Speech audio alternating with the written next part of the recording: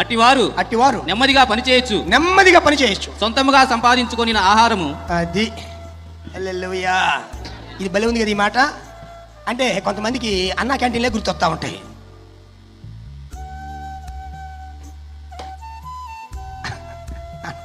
అన్నా క్యాంటీన్ తింటాం, రోడ్ల మీద తిరగటం. అన్నా క్యాంటీన్లు కాదు, ఊరికి పువ్వు తినకూడదు, కష్టపడాలి.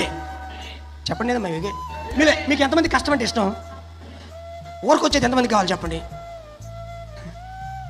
ఊరికి వచ్చే యుద్ధ ఇక్కడ మొదటి సంఘకాల దూత పౌలు గారు చెప్తున్నాడు. ఏమన్నాడట? సొంతంగా సంపాదించుకునే ఆహారం తిన. ఎవడో పెడితే తింటాం కాదు, నువ్వు సొంతం కష్టపడా.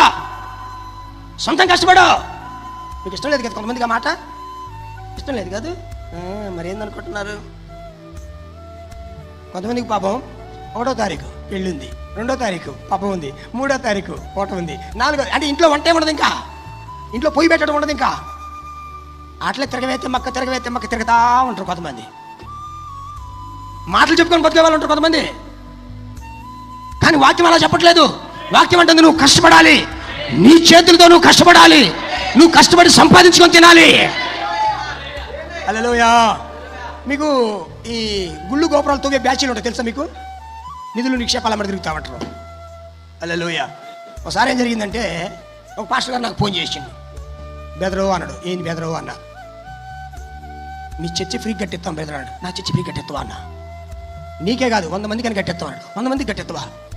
నేను కుప్ప అమెరికా నుంచి పడుతుందా అన్న? అమెరికా నుంచి కాదు, కింద నుంచి పైకి వస్తుంది అన్నాడు. ఏంటిదన్న? ఆ బెదరికి ఒక నిధి దొరికింది. ఏంటిది? ఒక నిధి దొరికింది. నల్లపిల్లి కావాలంట. ఏమన్నా దొరికిందే మీకు అంటాడు. నల్లపిల్లి దేనికన్నా? నల్లపిల్లి తర్వాత 2 తలకాయల పాము. 2 తలకాయల పాము తెలుసా? అది కావాలన్నట. ఎందుకు అన్న? అది బల్లర్పించాలట. అది మామూలు తీయకూడదంట. అది తీయాలంటే బల్లర్పియాలి. ఇక అది వస్తే 100 చర్చిలు కట్టేస్తాడు ఆయన. నేను అన్నాను, ఏమిటి పగటి కళలు అన్నా. ఎవరికి స్తోత్రం. హల్లెలూయా. నువ్వు చర్చి కట్టియొద్దు, నువ్వు మాకేం చేయొద్దులే, ముందు ఆయన రక్షణ ముందు ఉందా లేదా అన్న. రక్షణ తర్వాత అవి దొరికిన తర్వాత బుద్ధి అంటా అన్నాడు.